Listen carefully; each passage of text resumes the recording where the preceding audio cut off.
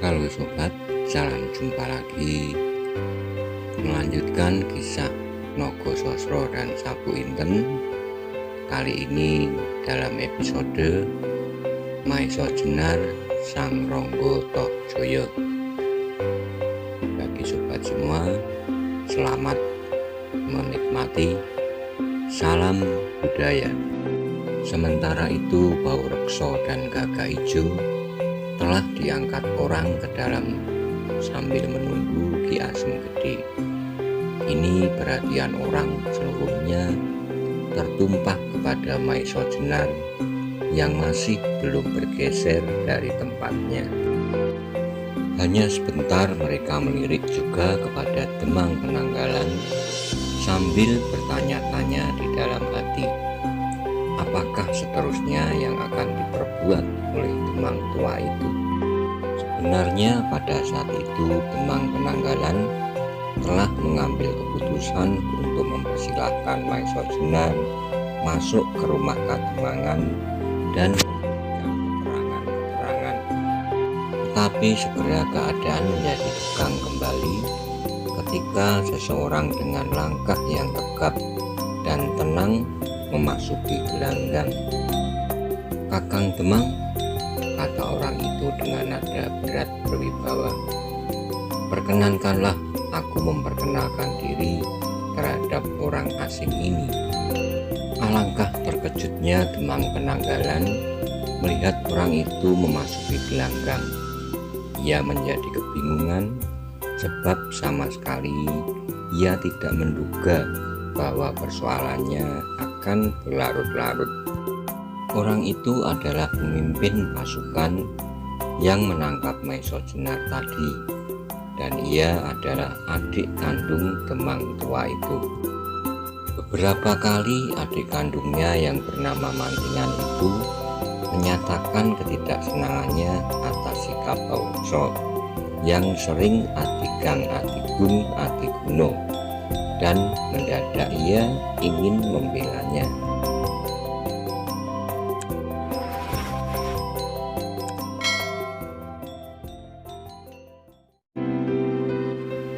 Melihat kebingungan dan keraguan-raguan Demang Penanggalan, Mantingan menyambung, "Aku tidak akan membela seseorang, Kakang, tetapi aku tidak mau orang lain menyangka betapa lemahnya Kademangan ini. Kami tidak tahu siapa orang asing itu. Syukurlah kalau ia bermaksud baik. Tapi kalau orang itu ingin menjajaki kekuatan kita, alangkah berbahayanya. Sedangkan keterangan yang diberikan bukanlah berarti suatu kebenaran yang harus kita percaya demikian saja." "Tetapi maksudku bukan kau, Mantingan," kata Demang itu tergagap, sebab ia tahu bahwa adiknya adalah orang yang berilmu. Ia adalah orang yang lebih hebat daripada dirinya sendiri. Ia adalah murid kedua Ki Ageng Supit di Wonokerto. Mantingan adalah seorang dalang yang secara kebetulan sedang mengunjungi kampung halamannya yang baru saja didatangi oleh gerombolan yang menculik gadis-gadis, dan Mantingan diminta untuk sementara tetap tinggal kalau ada kemungkinan gerombolan penculik itu datang kembali. Tapi saat itu Mantingan seperti tidak mendengar kata-kata kakaknya. Ia segera menyerahkan trisulanya kepada orang terdekat yang dengan gugup menerima senjata itu tanpa kesadaran. "Kisanak," kata Mantingan kepada Maiso Jenar dengan sopan, "aku belum pernah bertemu dengan kau sebelumnya dan juga belum pernah mempunyai suatu persoalan apapun. Tetapi tadi kau telah mempertunjukkan ketangkasan dan ketangguhanmu.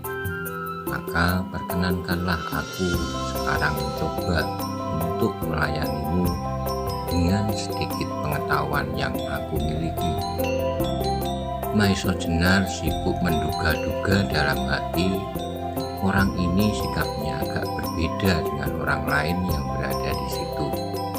Menilik sikapnya, sudah seharusnya kalau Maesha Jenar lebih berhati-hati melawannya.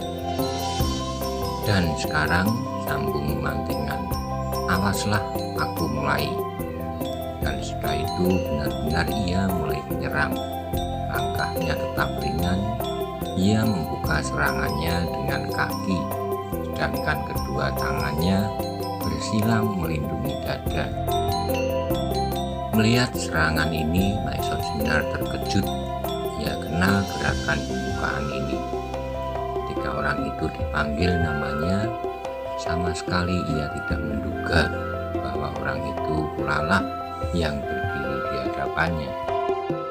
Bahkan sedang mengadu tenaga dengan dirinya.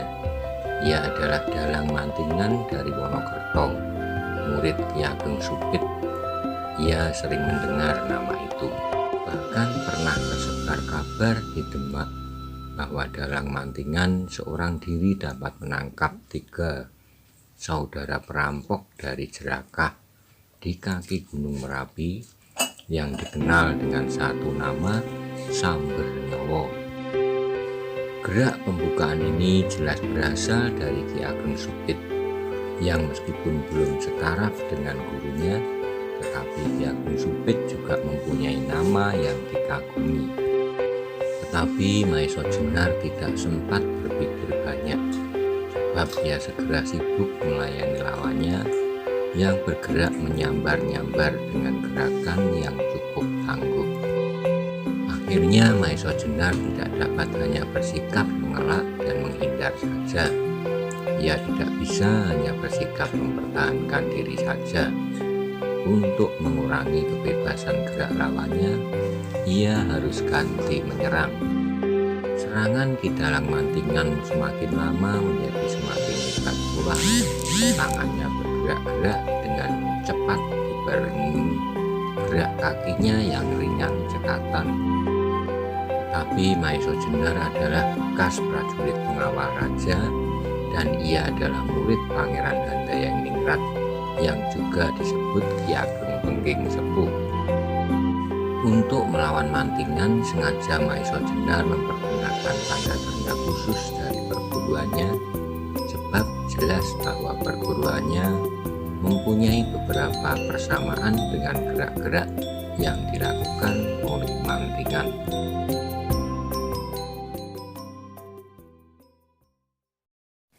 Segera mantingan pun dapat pula mengenal tata berkelahi Maesha Jenar yang juga seperti ilmunya sendiri mempunyai sumber yang sama, yaitu peninggalan almarhum Bra Tanjung yang diwarisi oleh Raden Alit yang sedikit bercampur dengan gerak-gerak penyerangan yang mantap dari Lembu Amisani.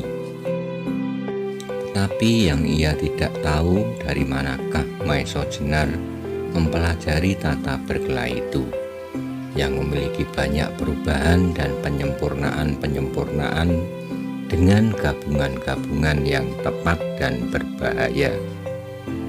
Itulah sebabnya mantingan harus berhati-hati benar dan memeras segala kepandaiannya untuk memenangkan pertandingan ini. Ketika mantingan berhasrat untuk cepat-cepat mengakhiri pertandingan ini, ia memusatkan segala tenaga dan pikiran untuk kemudian sebagai angin ribut melanda.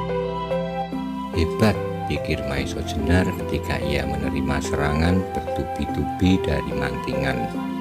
Memang perguruan Wonokerto memiliki keistimewaan yang tak dapat diabaikan. Kemudian terpaksa ia membuat beberapa langkah surut, tetapi Ki Dalang Mantingan tidak menyia-nyiakan tiap kesempatan. Cepat ia maju dengan melancarkan gempuran-gempuran hebat. Ketika serangannya yang dilancarkan dengan kedua tangannya sekaligus mengarah ke sasaran yang berbeda, dapat dihindari oleh Maesha Jenar. Cepat ia mengubah serangan itu dengan serangan berikutnya dengan kaki yang mengarah ke perut Maesha Jenar. melihat perubahan itu, Maesha Jenar terpaksa meloncat mundur. Maesha Jenar sama sekali tidak menduga bahwa serangan-serangan mantingan akan sedemikian bertubi-tubi datangnya, sehingga terasalah tumit mantingan mengenai pinggangnya. Kena tendangan ini, hati Maesha Jenar menjadi agak panas juga. Karena itu ia berketetapan hati untuk melayani Ki Demang mantingan dengan lebih bersungguh-sungguh lagi. Maka segera geraknya berubah menjadi semakin cepat dan keras. Ia membalas setiap serangan dengan serangan pula, dan ia sama sekali tidak mau tubuhnya disakiti oleh lawannya lagi. Ki Dalang Mantingan terkejut melihat perubahan tendangan lawannya. Maka segera ia sadar bahwa orang yang dilawannya itu berilmu tinggi, tetapi segala sesuatunya telah terlanjur. Satu-satunya kemungkinan baginya adalah lawannya mengendaki pertempuran itu akan berlangsung mati-matian. Serangan-serangan Maesha Jenar berikutnya datang bertubi-tubi seperti ombak yang bergulung menghantam pantai. Bagaimanapun kukuhnya batu-batu, karang, tebing, namun akhirnya segumpal demi segumpal berguguran jatuh juga ke laut. Dalang Mantingan mengeluh di dalam hati. Sebagai seorang yang telah banyak mempunyai pengalaman, ia merasa bahwa lawannya memiliki kepandaian yang lebih tinggi. Demang Penanggalan semakin kebingungan. Ia segera melihat kesulitan adiknya. Bagaimanapun ia mempunyai perasaan tidak rela melihat yang demikian itu berlangsung. Mantingan yang dibangga-banggakan seluruh penduduk Pademangan sekarang akan dikalahkan oleh orang asing di hadapan penduduknya sendiri.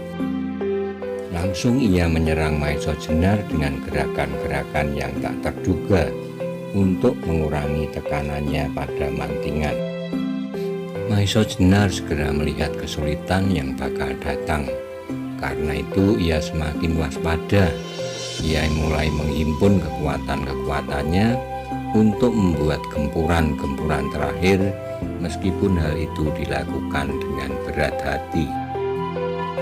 Ia sama sekali tidak menduga bahwa ia harus terlibat dalam masalah yang sama sekali tak diketahui sebab-sebabnya.